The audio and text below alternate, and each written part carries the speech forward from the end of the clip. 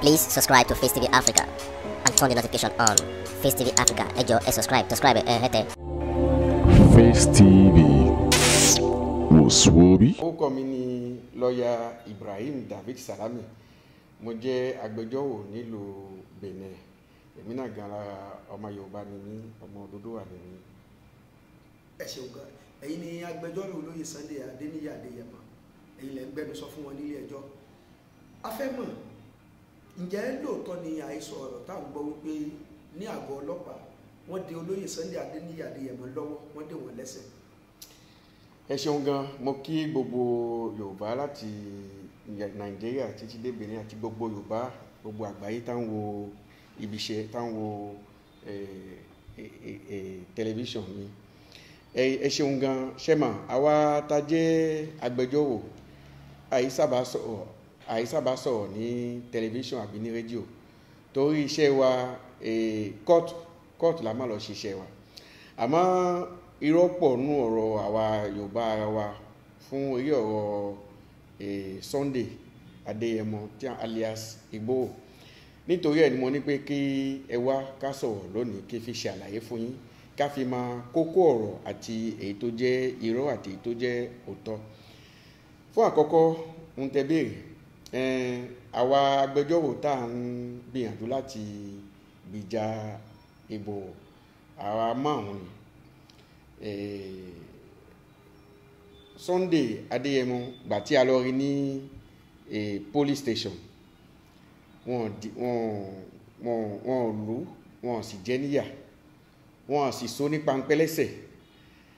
Ohun tí wọ́n ṣe tí ò dáa tó jẹ́ nǹkan tí wọ́n yìí sábà ṣe nílùú wa, òun ní pé kán di pańpẹ́ máa lọ́wọ́ nínú ilé ọlọ́pàá tó di pé wọ́n ti tilẹ̀kùn mọ́ níbẹ̀, tó wá jẹ́ pé àti jẹun ó dipá, àti lọ ká ó dipá, tó yẹ pé ẹlòmíì ni ó máa help ẹ̀ láti ń pé ó bá fẹ́ lọ ká, ó bá fẹ́ tún rẹ̀ ṣe àbí tó bá fẹ́ jẹun. A sì gbìyànjú nítorí èmi tẹ́ ń wò yìí mi ṣe lọ́ọ̀yà nìkan, mo tún jẹ́ lecturer, professor ni mi ní University Benin, mo ń kọ́ wọn ní law. A sì máa ń pé human rights ó kọ̀ ń pé inú àwọn nǹkan tá a máa ń kọ́ àwọn student wa, àwọn ọmọléèwé wa ń pé human rights ò gbà wá láyè ń pé ká ṣe bẹ́ẹ̀. A sì gbìyànjú, a pe àwọn ọlọ́pàá sí àkíyèsí, ọ̀gá àwọn ọlọ́pàá sí àkíyèsí, a sì tún pe prosecutor sí àkíyèsí. Àmọ́ pẹ̀lú bẹ́ẹ̀ náà ó dúkù bẹ́ẹ̀ tó ń pé ọ̀gbẹ́ni Sunday Igboho ní police station lọ́wọ́ tá a ti ń sọ̀rọ̀ yìí, pańpẹ́ tó kù ní ọwọ́ ẹ̀ ló jẹ́ nǹkan tí kò dáa. Lẹ́yìn èyí ni wọn ò lù ú, wọn ò jẹ níyà, wọn sì fún ní pańpẹ́ sí ẹsẹ̀. Ẹ ṣe gan. A fẹ́ kí àwọn èèyàn mọ̀ wípé kí ni ẹ̀sùn tó wà nílé ẹjọ́ tí wọ́n fi kàn wọ́n gan-an, kí ni nǹkan tí wọ́n ṣe? Àkọ́kọ́ ká sọ bí tí gbogbo ẹ̀ ṣe lọ ná. Nígbà tí Sunday Igboho kò ní Nàìjíríà, ọ̀nà ẹ̀yìn ló gbà, ọ̀nà kẹ̀kẹ́ ló gbà fi wá sí ilẹ̀ Benin. Òun pẹ̀lú ìyàwó ẹ̀ wọ́n á gbéra láti Benin láti wá lọ sí Germany, nítorí pé ìyàwó ẹ̀ Germany ni máa ń gbé pẹ̀lú àwọn ọmọ méje tó ní Germany ni wọ́n wà. Òun pẹ̀lú ìyàwó ẹ̀ wọ́n ń gbìyànjú láti lọ Germany, ní wọ́n á dé airport. Gbàtán dé airport ni àwọn ọlọ́pàá tó wà ní airport wọ́n dá dúró ń pé ìjọba Nàìjíríà ó kọ̀ ránṣẹ́ sí ìjọba Benin ń pé tó bá wà ní Benin ń pé ká mú, èrí ẹ̀ ni wọ́n fi mú. Ìyẹn ní pé kì í ṣe ń gbé ó lò òfin ní Benin, kò lò òfin kan ní Benin, wọ́n sì rí passport Benin lọ́wọ́ ẹ̀, irọ́ ni, wọ́n á rí passport Benin lọ́wọ́ ẹ̀. Passport tán rí lọ́wọ́ ẹ̀ passport Nàìjíríà ni. Inú passport Nàìjíríà yẹn ó wá ní card, residence card ti Germany, òun ló ń bẹ lọ́wọ́ ẹ̀. Kò sí visa, kò ní besoin, kò tún ní di visa àti lọ Germany, òun pẹ̀lú ìyàwó ẹ̀. Eré ọwọ́ bẹ̀ náà fi mú àwọn méjì. Ẹ ṣe ó dábìí lójú pé gbogbo àwọn èèyàn tí wọ́n ń wo BBC Yorùbá wọ́n ti máa wo bí a ṣe ń bá agbẹjọ́rò olóyè Sunday Adéníyì Adéyẹmọ Igboho sọ jómitóró ọ̀rọ̀. Ǹjẹ́ gẹ́gẹ́ bí ẹ̀ tí ẹ jẹ́ agbẹjọ́rò fún wọn, ǹjẹ́ ìjọba Nàìjíríà ti kọ̀wé pé ìjọba Benin pé kí wọ́n fi olóyè Sunday Adéyẹmọ ránṣẹ́ sáwọn. kókó ọ̀rọ̀ náà nìyẹn, ibi tí ọ̀rọ̀ náà gbé ta kókó sí nìyẹn.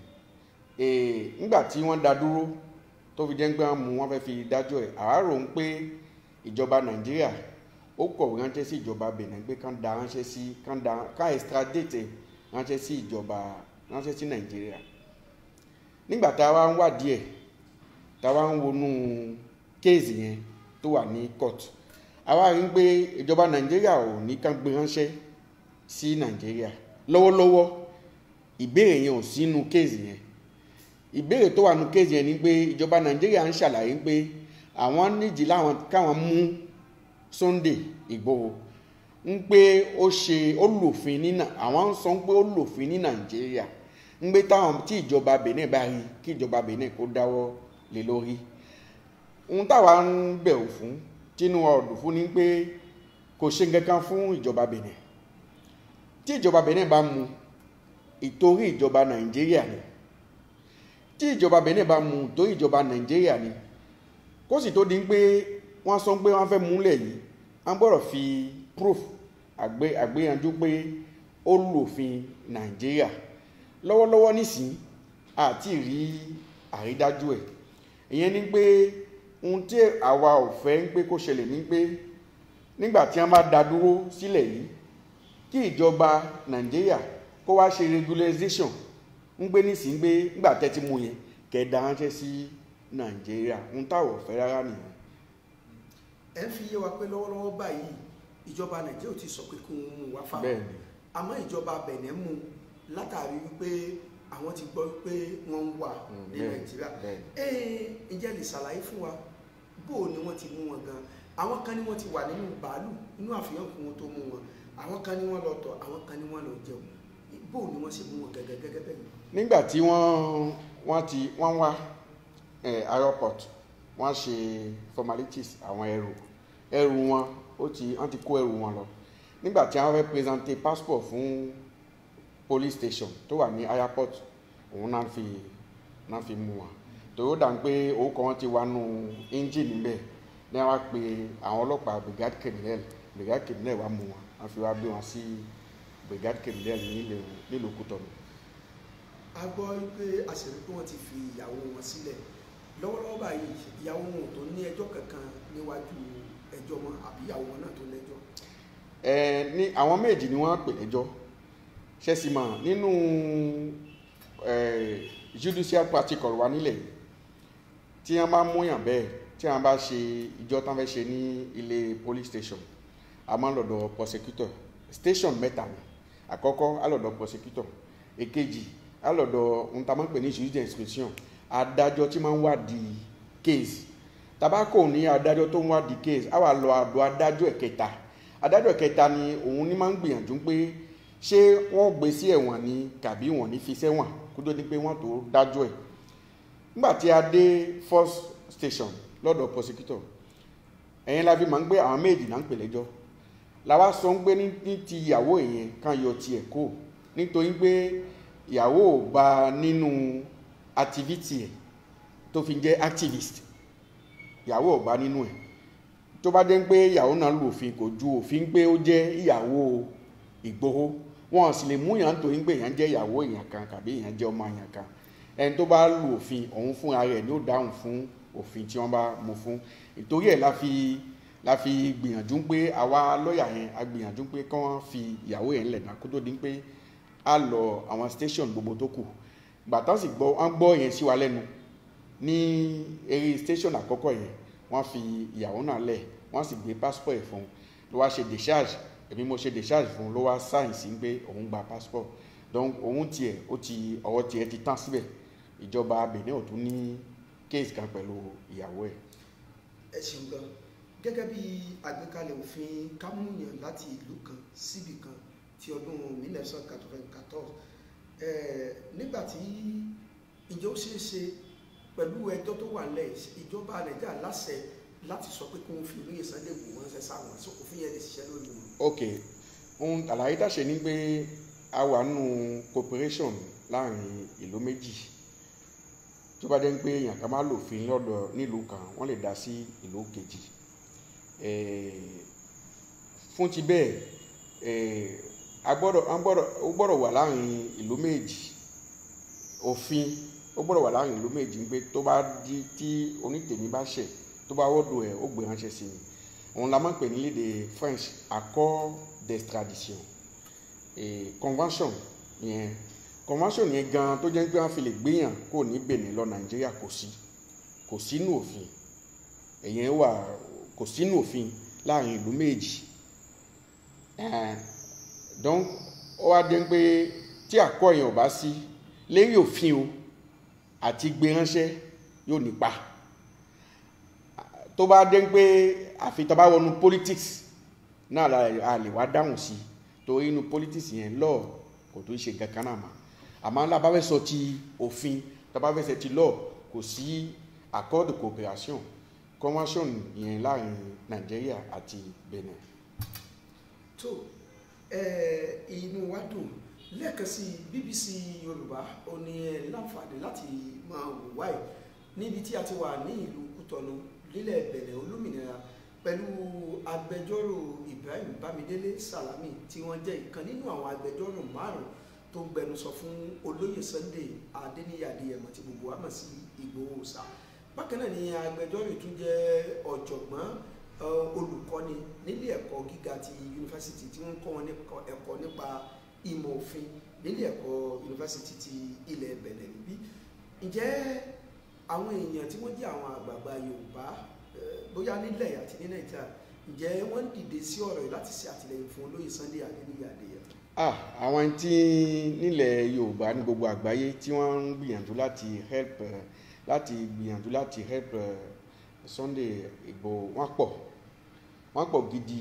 Mobilization yẹn ó wà ní gbogbo àgbáyé ni, ní Áfíríkà ni, ní Europe ni, ní UK ni, ní USA ni, kódà àwọn tí ń pè wá tán fún wa ní àtìlẹ́yìn wọ́n pọ̀ gidi gan, tán fi àdúà àti àdúà fi tì wá lẹ́yìn wọ́n pọ̀ gan. Àlàyé tí mo fẹ́ ṣe ni pé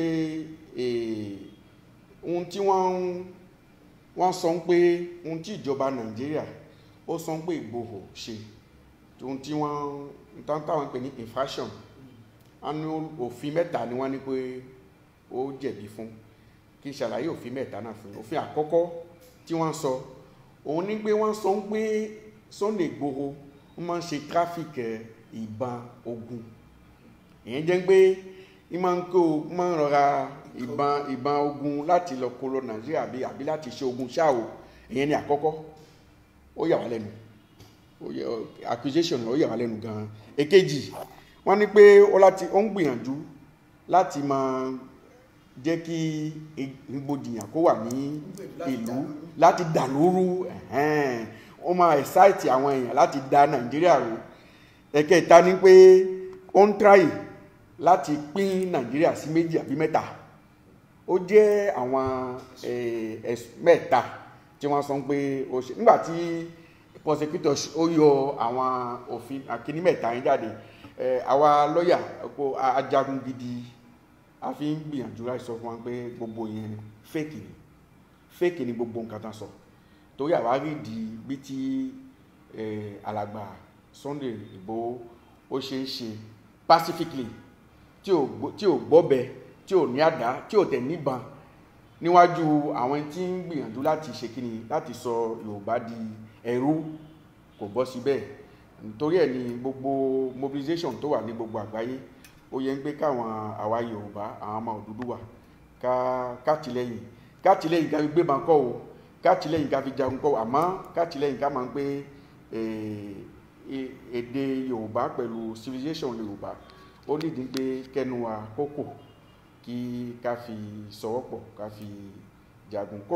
Ohun tó wà important gidi fáwa tó jẹ́ kókó òun ní pé never a gbọ́dọ̀ jẹ́ kí wọ́n extradite Sunday Igboho sí Nàìjíríà torí tá bá extradite sí Nàìjíríà fún gbogbo nǹkan tó ṣẹ̀ nílé ẹ̀ pẹ̀lú gbogbo bí tí àwọn army ṣe ń dàlámù àfi ń gbé ká gbé ránṣẹ́ fún kú ní gbé ká gbé ránṣẹ́ sí Nàìjíríà. Tó bá jẹ́ bẹ́ẹ̀ ká kú gbé síbẹ̀ ní ká kú pa ó tún sàn ju ń gbé ká gbé lọ Nàìjíríà kí kí a lọ pa bí ẹran.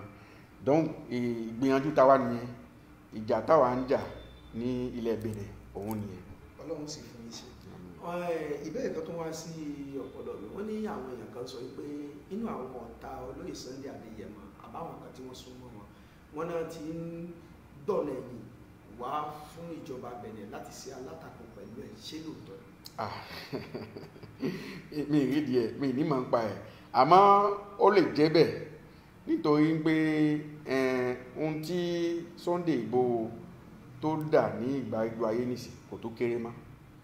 Ìyẹn ni pé àwọn politics wọn ò fẹ́ ẹni tí ó dà wọ́n láàmú tàbí ẹni tí ó wá gboyè lọ́wọ́ wọn.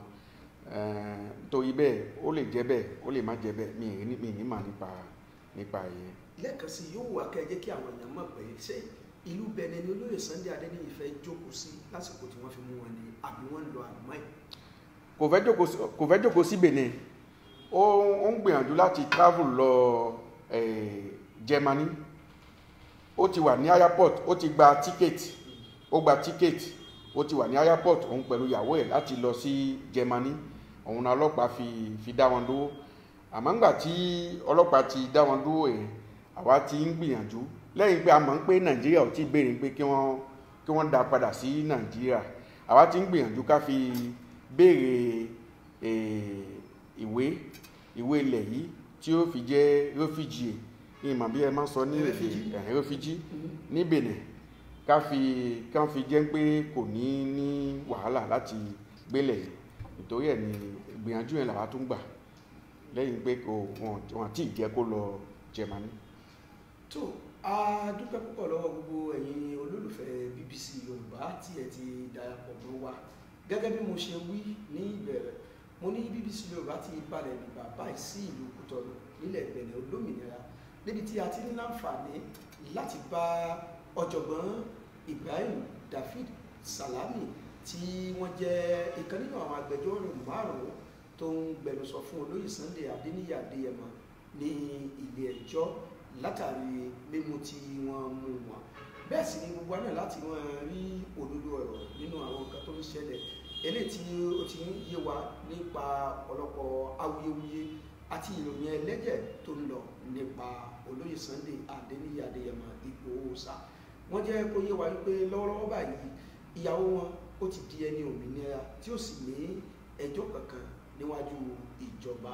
Wọ́n sì jẹ́ kó yé wa pé ayé sọ̀rọ̀ ní etí àwọn èèyàn gbé káàkiri pé ayédèrú ìwé ìrìnnà eléyìí tí a mọ̀ sí passport tó jẹ́ ti Benin òun ni wọ́n bá lọ́wọ́ olóyè Adéyẹmọ. Wọ́n jẹ́ kó yé wa pé irọ́ ni ẹ̀sùn tí ìjọba Nàìjíríà fi kàn wọn ó ló ṣokùnfà mímú tí wọ́n mú wọn. Wọ́n sọ nípa gbogbo àwọn ìgbìyànjú àti gbogbo àwọn kìtìyàn tó mú àwọn ìgbésẹ̀ tí wọ́n ń gbé láti jẹ́ kí ọ̀rọ̀ èkó bọ́ sí ibi tí ọ̀pọ̀lọpọ̀ àwọn èèyàn fẹ́. BBC Yorùbá òun náà ni a wà nílùú Kútọ̀nù. Ìjọ́ wo ni ilé ẹjọ́ tó yá báyìí? Nísìnyí Monday látò padà sí court. Tàbá padà sí ní court ní Monday yẹn níkẹyìn pé a ti ṣe first station tí mo sọ fún níwájú prosecutor, a tó a padà síwájú jury d'instruction ló jẹ́ judge tí máa ń ṣe ìwádìí. Níkẹyìn tàbá kò níwájú judge tí máa ń ṣe ìwádìí, a lọ wájú judge tí máa ń ṣe ìgbìyànjú pé wọ́n gbé sí ẹ̀wọ̀n tàbí wọ́n ní gbé sí ẹ̀wọ̀n. Èyí bí a ṣe wà ní bá ṣe fẹ́, èyí ọwọ́ tó dúró sí nìyẹn, èyí ọwọ́ tí a tún fẹ́ fi mú ní Monday ni mo ṣàlàyé fún yín yẹn. Ìjẹ́ ṣoṣoṣe kí ìgbésẹ̀ ìpele méjì tó kù kó parí níjọ́ Monday? Dandan yóò parí níjọ́ Monday. Lágbára Ọlọ́run tí ilẹ̀ Monday tó ṣú àmà tó bá jẹ́ pé ìjọba Benin ó gbìyànjú láti mú dúró sí Benin ni, ó gbìyànjú láti dájú ẹ̀ ni tàbí ó gbìyànjú láti filẹ̀ lágbára Ọlọ́run ní agbára Èdùmàrè ní Monday àmà nípa rẹ̀. Kí ni nǹkan tẹ́ wá lè sọ fún gbogbo àwọn tí ó ń dúró fún irú àwọn ọmọlẹ́yìn ẹ̀ tí wọ́n ti ẹlòmíì fẹ́ wá sí ilé ẹjọ́ níjọ́ náà, kí ni ìmọ̀ràn tẹ́ ní tẹ́ fẹ́ sọ fún wọn? Ohun tẹ́mi fẹ́ sọ fún wọn ni pé ní Thursday yẹn ta fi lọ ní court, àwọn Yorùbá Nàìjíríà àti Benin wọ́n pọ̀ gan-an táwọn court yẹn. mo sì à ń ṣàlàyé fún wa pé bá ṣe ń ṣe yẹn ò dáa bí wọ́n ṣe ń lọ tábọ̀ tí wọ́n pọ̀ tí wọ́n ń wálé ẹjọ́ yẹn kò dáa. Kó ní kálukú gbélé ẹ̀, kó ní kálukú ṣe sùúrù kó gbélé ẹ̀, kó fi àwa tí a nígbìyànjú la mọ iṣẹ́ wa ṣe ká fi wálẹ̀ ká ṣiṣẹ́ wa ní ìrọ̀rùn ká má dí wa lọ́wọ́. Torí nígbà tí wọ́n bá ti ń sọ pé ẹni tí à ń gbìjà ẹ̀ ń gbìyànjú láti pe ogun wá sílùú táwọn náà tó wá ń ṣe bẹ́ẹ̀ tí yàn tó wá ń pọ̀ ní kóòtù kò tún dáa, kò jẹ́ nǹkan tí yóò help Sunday Igboho láti yọ ọ̀rọ̀ ẹ̀ kó nu ilé kóòtù. Donc kó ní kálukú gbélé ẹ̀ kó máa fi àdúrà fi tì wá lẹ́yìn kí Ọlọ́run kó fún wa ṣe. ẹ ṣeun àwọn èèyàn bẹ̀rẹ̀ pé olóyè Sunday Adéníyì fẹ́ sá lọ lágbà tí wọ́n dá wàhálà lẹ̀, ṣé lóòótọ́ wọ́n fẹ́ sá lọ ni àbí wọ́n kàn fẹ́ lọ wọ́n ní wọ́n fẹ́ sá lọ àlùmọ́ ìní, ṣé lóòótọ́ ni wọ́n fẹ́ sá lọ sí Germany? Àkọ́kọ́ ohun tí ó sọ ni pé tí ẹ bá wà ní ìlú yín táyò bá gbà yín kàbí ń pé ẹ̀hún bà yín pé láti ń gbé ká pa yín tẹ bá rí bìkan ẹ̀ sá lọ ta ló lè bá sọ ọ̀rọ̀ yẹn pé wọ́n gbìyànjú láti pa ẹ́, orí kú sójú báyìí, àwọn àbúrò ẹ kú, kíní dráìvà ẹ wọ́n pa, a rí fọ́tò a rí fídíò tí ẹ̀jẹ̀ dànù, ta ló rí kú tí ò sá? Tó bá sá ó yẹ kó àgbò tó fẹ̀yìn lọ ni ó yẹ kó lọ mágbára wá. Òun ló fi gbọ̀nà yìí fi wá Benin láti wá lọ Germany tó ń lọ ìlú títí máa ń lọ tẹ́lẹ̀ rí bí ibẹ̀ ni ìyàwó ẹ̀ wà, àwọn ọmọ ẹ̀ ibẹ̀ náà wà. Ó wà correct pé kó padà sí Germany kó fi lọ ṣe àwọn activity ẹ̀. ẹ ṣeun gan inú wa dùn púpọ̀ kó tó di pé a kàdé lẹ̀ ẹ tún jẹ́ kó ẹ bá fi dáhùn ẹ̀ lójú pé olóyè Sunday sì tún wà ní àhámọ́ ọlọ́pàá yóò sì lọ kóòtù. Torí títí dìsìn àṣà àwọn kan tí wọ́n ń pè láàárọ̀ ìdísìn èèyàn tó ti pè mí ti lé ní ogún pé ó ti lọ, àwọn ti rí ní bọ́dà, àwọn ti rí ní frontier, ẹ jẹ́ káwọn èèyàn mọ̀. Níbi táwa yìí Kútọ̀nù la wà, ilé iṣẹ́ mi lẹ wà ń bí, police station 1 kilometre ló wà sí ilé iṣẹ́ mi, ó kù mbẹ̀ Sunday Igboho ó kù ní ọwọ́ police station ní Kútọ̀nù, kò tí kò ní Benin. Please subscribe to Face TV Africa and turn the notification on. Face TV Africa, ẹ jọ̀ọ́ ẹ subscribe hete. Face TV was Swoby.